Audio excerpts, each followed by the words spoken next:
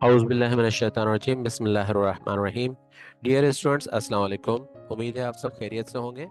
आज हम financial statement का जो क्वेश्चन सॉल्व करने जा रहे हैं, ये कराची बोर्ड का 2014 का रेगुलर का क्वेश्चन नंबर 8 है।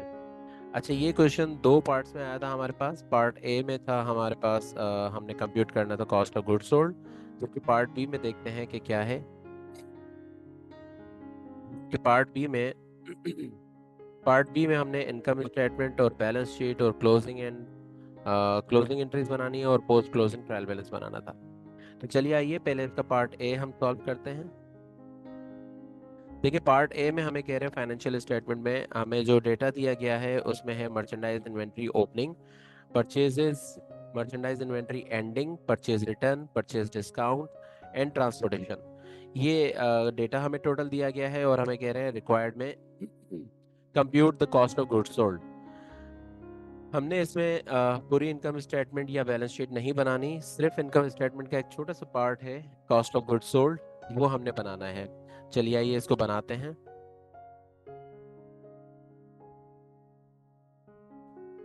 स्टूडेंट्स, हमने यहाँ पर फॉर्मेट बना लिया है कॉस्ट ऑफ गुड्स सोल्ड का। आपको याद होगा कॉस्ट ऑफ गुड्स सोल्ड की कंपटीशन में हमें सबसे पहले चाहिए होता है मर्चेंडाइज इन्वेंट्री ओपनिंग। तो चलिए देखते हैं ओपनिंग इन्वेंट्री हमारे पास कितनी है। ओपनिंग इन्वेंट्री दी गई है 25,000, ये हम यहाँ पर लिख देंगे 25,000। इसके बाद फिर हमें चाहिए होती है नेट परचेजेस। देखिए, क्वेश्चन में कहीं भी हमें नेट परचेजेस गिवन नहीं है, तो इसलिए हम नेट परचेज को कंप्यूट करते हैं। और नेट परचेज को कंप्यूट करने के लिए सबसे पहले परचेजेस का अमाउंट लिखा जाता है। परचेजेस का अमाउंट है हमारे पास मर्चेंडाइज परचेजेस 1,33,000। इस परचेजेस में हम ऐड कर देते हैं ट्रांसपोर्टेशन। देखिए, आपको ट्रांसपोर्टेशन गिवन है जी, ट्रांसपोर्टेशन गिवन है, 800 रुपये का ट्रांसपोर्टेशन है।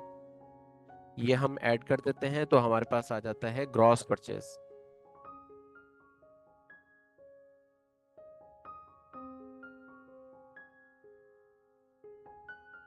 तो यहाँ पर हमारे पास ग्रॉस परचेज हो गई 1,30,000, सॉरी 1,33,000 है परचेजेस, सॉरी माय मिस्टेक।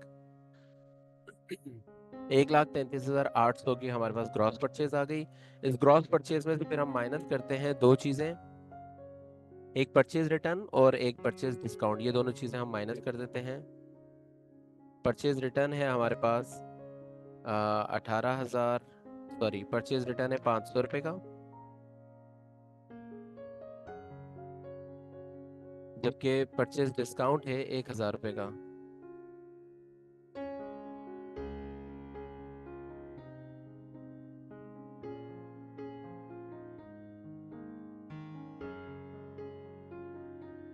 इन दोनों को प्लस करके इसके सामने ही लिखा जाता है, तो ये 1,500 हमारे पास परचेज रिटर्न और परचेज डिस्काउंट का माइनस हो जाएगा। जब हम इसको माइनस करेंगे, हमारे ग्रॉस परचेज थी 1,33,800, उसमें से ये 1,500 जब हम माइनस करेंगे तो हमारे पास नेट परचेजेस आ गई 1,32,300। 25,000 की मर्चेंडाइज इन्वेंट्री हमारे पास ओपनिंग में रखी हुई थी, जबकि अब हमने नेट परचेजेस की है 132,200 की। तो हमारे पास total goods available for sale हो गए 157,300। अब इसमें से हम माइनस कर देते हैं मर्चेंडाइज इन्वेंट्री एंडिंग।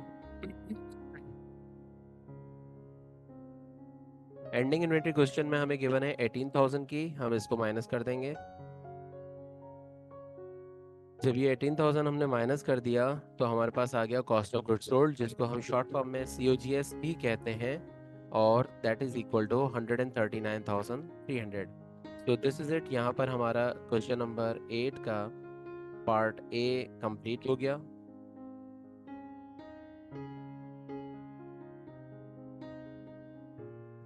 जी स्टूडेंट्स, अब हमारे पास है पार्ट बी। पार्ट बी में इसी सेम क्वेश्चन के पार्ट बी में हमें कह रहे हैं the following balances of Kasim and company on December 31st 2013 were as under.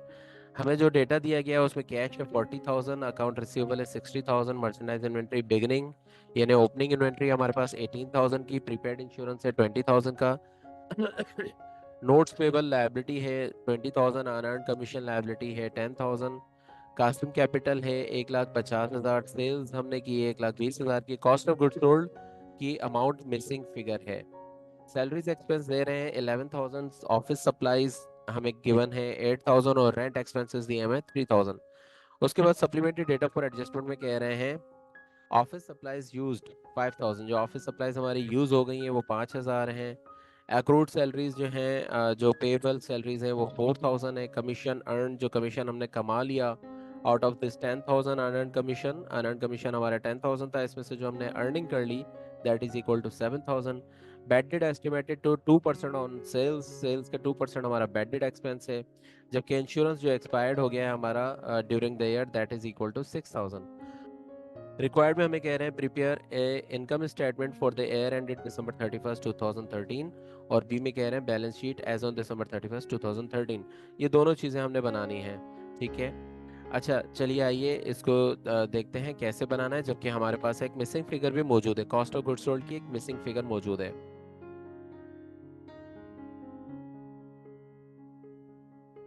Students यहाँ पर हमने इसका फॉर्मेट बना लिया है, देखिए हमारे पास हमने यहाँ पर डेटा को कॉपी कर लिया है, कंप्लीट डेटा को, और इसमें जो मिसिंग फिगर है उसको फाइंड आउट करने का तरीका ये है कि हम मैचिंग प्रिंसिपल को अप्लाई करेंगे। मैचिंग प्रिंसिपल क्या होता है? मैचिंग प्रिंसिपल इज दैट के हमारे दोनों साइड्स यानी डेबिट और क्रेडिट दोनों साइड्स आपस में बराबर होने चाहिए। अब डेबिट साइड की तो जितने भी डेबिट बैलेंसेस हमें दिए गए हैं उनमें से एक अमाउंट मिसिंग है, लेकिन क्रेडिट बैलेंस हमें कंप्लीट दिया गया है। क्रेडिट बैलेंसेस में जितने भी अमाउंट्स हैं वो सारे के सारे कंप्लीट हैं। तो हम देखते हैं कि क्रेडिट में हमारे पास कितना अमाउंट है। तो क्रेडिट में हमारे पास 3 लाख रुपए का अमाउंट है, सेम अमाउंट हमारे पास डेबिट में भी होना चाहिए, 3 लाख रुपए का अमाउंट हमारे पास डेबिट में भी होना चाहिए। लेकिन हम चेक करते हैं कि डेबिट में एक्चुअली हमारे पास कितना अमाउंट आ रहा है। Apart from this missing figure 1,60,000 का हमारे पास डेबिट में अमाउंट आ रहा है। तो इसका मतलब है कि इसको आपस में मैच करने के लिए जो अमाउंट चाहिए वही हमारी ये मिसिंग फिगर क्या होगा। इसको मैच करने के लिए दोनों साइड्स को, डेबिट और क्रेडिट दोनों को आपस में इक्वलाइज करने के लिए, दोनों को आपस में बराबर करने के लिए हमें जो अमाउंट चाहिए वही हमारा ये मिसिंग फिगर का अमाउंट है, and that is equal to 140,000। तो इस तरीके से अगर आप मैचिंग प्रिंसिपल अप्लाई करेंगे तो आपका जो मिसिंग फिगर्स होंगी वो आपको पता लग जाएंगी। तो हमारे पास अब डेटा कंप्लीट हो गया है, कॉस्ट ऑफ गुड्स सोल्ड भी आ गई है हमारे पास, और यहाँ पर हमारे लिए क्वेश्चन बिल्कुल आसान हो गया है, क्योंकि हमें कॉस्ट ऑफ गुड्स सोल्ड मालूम नहीं करनी पड़ेगी। कॉस्ट ऑफ गुड्स सोल्ड की जो स्टेटमेंट होती है जिसमें हम सबसे पहले ओपनिंग इन्वेंट्री लिखते हैं, फिर उसमें हम परचेजेस नेट परचेजेस ऐड करते हैं, और उसमें से एंडिंग इन्वेंट्री हम माइनस करते हैं, वो सब करने की अब हमें ज़रूरत नहीं रही, ठीक है, क्योंकि हमारे पास directly cost of goods sold आ गई। तो now we can solve it directly. Okay सबसे पहले हम देखें इनकम स्टेटमेंट में, सबसे पहले हम लिखते हैं ऊपर कंपनी का नाम। क्वेश्चन में देखते हैं हमारे पास बिजनेस का या कंपनी का नाम क्या दिया हुआ है। बिजनेस का नाम है कासिम एंड कंपनी।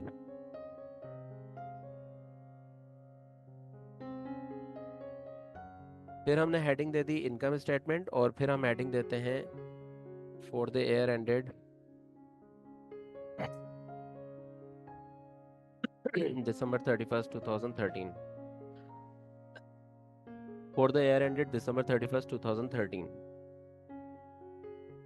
डेट की हेडिंग भी हमने डाल दी। अब हम सबसे पहले लिखते हैं नेट सेल्स। ओके अब नेट सेल्स यहाँ पर हमें डायरेक्टली दी गई है, सेल्स में कोई कंपटीशन नहीं है, कोई सेल्स रिटर्न और सेल्स डिस्काउंट नहीं है, इसलिए मैं डायरेक्टली 120,000 को ही नेट सेल्स कंसिडर कर रहा हूँ, और इसी वजह से मैं इसको डायरेक्ट फोर्थ कॉलम में लिख रहा हूँ। इसमें से हम माइनस करते हैं कॉस्ट ऑफ गुड्स सोल्ड, जो कि हमने अभी भी मालूम की है 120,000, ये हमारी कॉस्ट ऑफ गुड्स सोल्ड है। कॉस्ट ऑफ गुड्स सोल्ड ज़्यादा होने की वजह से नेट सेल्स के मुकाबले में कॉस्ट ऑफ गुड्स सोल्ड ज़्यादा होने की वजह से हमें आ गया है ग्रॉस लॉस। हमारे पास आया है ग्रॉस लॉस। इस ग्रॉस लॉस में से अब हम माइनस करेंगे अपने सारे ऑपरेटिंग एक्सपेंसेस। देखिए ऑपरेटिंग एक्सपेंसेस में आपको सबसे पहले दिया हुआ है सैलरीज एक्सपेंसेस।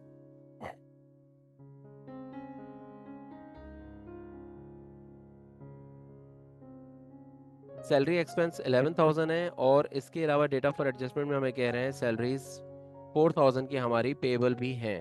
तो हमारा टोटल सैलरी एक्सपेंस हो जाएगा 11,000 plus 4,000, that will equal to 15,000। Salary expense के बाद है हमारे पास rent expense that is equal to 3,000, और इसमें कोई एडजस्टमेंट भी नहीं है, तो हम इसको एज इट इज लिख देंगे।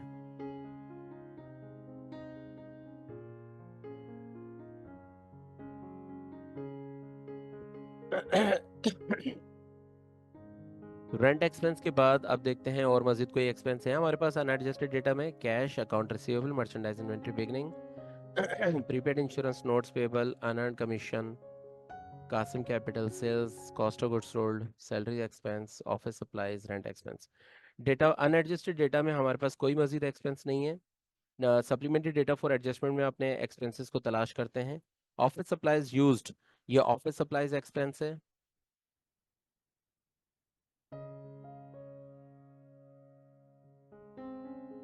That is equal to 5000। Second number पर है अक्रूड सैलरीज, ये हम लिख चुके हैं। अनअर्न्ड कमीशन अर्न, ये हमारी कमीशन इनकम है। बैड डेट एक्सपेंस हमारे पास है 2% ऑन सेल्स, सेल्स का 2%। सेल्स है हमारे पास 1,20,000 into 2%, that will make it 2,400। Bad debt expense के बाद हमारे पास है insurance expired during the year ₹6,000, ये इंश्योरेंस एक्सपेंस है।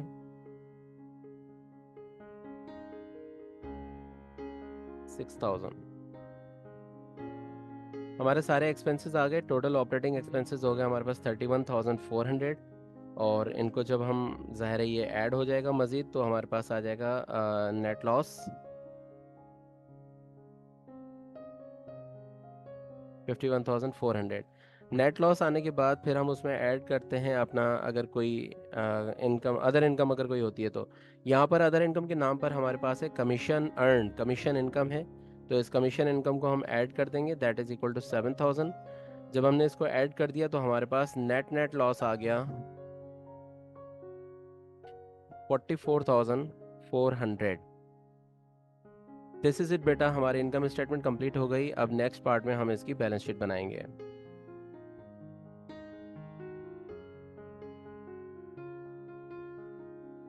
जी स्टूडेंट्स, हमने बैलेंस शीट का फॉर्मेट बना दिया है। चलिए आइए अब इसकी बैलेंस शीट बनाना शुरू करते हैं। क्वेश्चन में सबसे पहले हमें कैश दिया हुआ है। कैश हमारा एसेट होता है, हम इसको एसेट साइड पे लिख देंगे करंट एसेट्स में। कैश अमाउंट है इसका 40,000। कैश के बाद हमारे पास अकाउंट रिसीवेबल है 60,000 और इस पर 2% बैड डेट एक्सपेंसेस था। Accounts receivable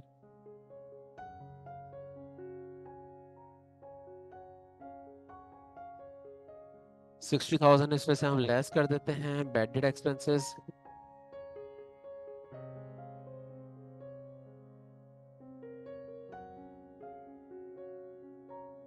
bad debt expenses का अमाउंट हमारे पास आया था 2,400।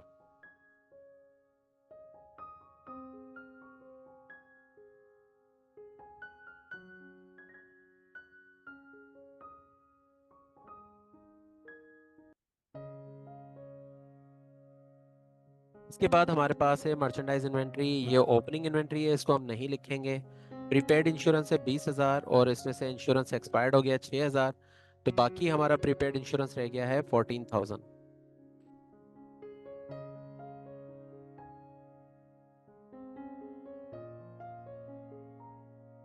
प्रीपेड इंश्योरेंस के बाद है notes payable. Notes payable liability होता है, तो हम इसको लायबिलिटी की साइड पर लिख देंगे।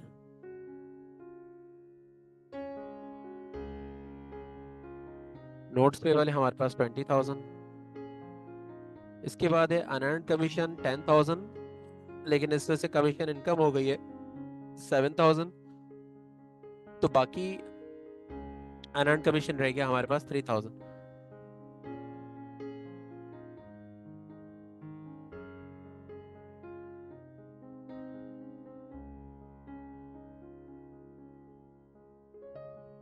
अनअर्न्ड कमीशन के बाद है हमारे पास कासिम कैपिटल 1,50,000, ये ऑनर्स कैपिटल में, ऑनर्स इक्विटी में हम लिख देंगे कासिम कैपिटल 1,50,000। ड्राइंग्स हमारे पास नहीं है। नेट लॉस है हमारे पास, तो वो हम माइनस कर देंगे। नेट लॉस, नेट लॉस आया था हमारे पास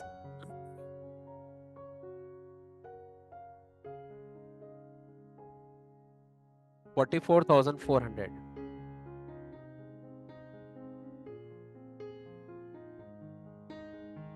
इसके बाद है हमारे पास cost of good sold expense है, सैलरीज एक्सपेंस, लेकिन एक्रूड सैलरीज है हमारे पास 4,000 यानी सैलरी पेएबल।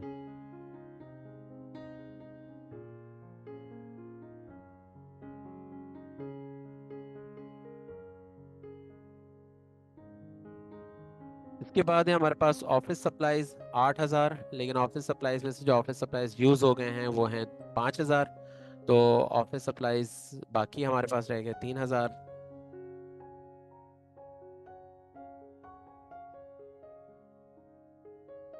ऑफिस सप्लाईज के बाद है हमारे पास कमीशन इनकम हमने ले लिया, रेंट एक्सपेंस हमने ले लिया। That's it. कितने का डिफरेंस आ रहा है देखते हैं। 18,000 का जो डिफरेंस आ रहा है, तो दैट्स मीन कि ये हमारी जो मर्चेंडाइज इन्वेंट्री है ये बिगनिंग नहीं है, बल्कि ये हमारे पास एंडिंग इन्वेंटरी है। ये बिगनिंग यहाँ पर बाय मिस्टेक आ गया है, तो हम इसको एंडिंग इन्वेंटरी कंसिडर करेंगे।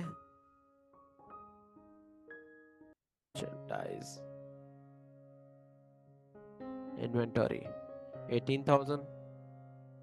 So this is it students. हमारे एसेट साइड और इक्विटी साइड दोनों आपस में इक्वल हो गए। आपने देख लिया कि क्वेश्चन में एक मिस्टेक थी जो कि रिकॉर्डिंग एरर था या उनका टाइपिंग मिस्टेक थी क्वेश्चन के अंदर ही, उसको हमने करेक्ट भी कर लिया। और हमने जब अपने सारे के सारे जो भी हेड्स थे वो यहाँ पर जब पोस्ट किए, तो हमारे टोटल एसेट्स और टोटल इक्विटी साइड दोनों आपस में इक्वल आ गई। मज़े की बात यह है कि हमारे पास यहाँ कोई फिक्स एसेट्स नहीं हैं और बाकी सारी चीज़ें मौजूद हैं, ड्राइंग्स भी नहीं है। इसके बावजूद भी हमारे दोनों साइड्स बराबर हो गई। दिस इज़ इट बेटा, आज के लिए इतना ही रखते हैं। इंशाल्लाह कल एक और क्लास में कल एक नए क्वेश्चन के साथ आपसे मुलाकात होगी। अपना बहुत सारा ख्याल रखें और हमें अपनी दुआ में याद रखें। अल्लाह हाफिज़।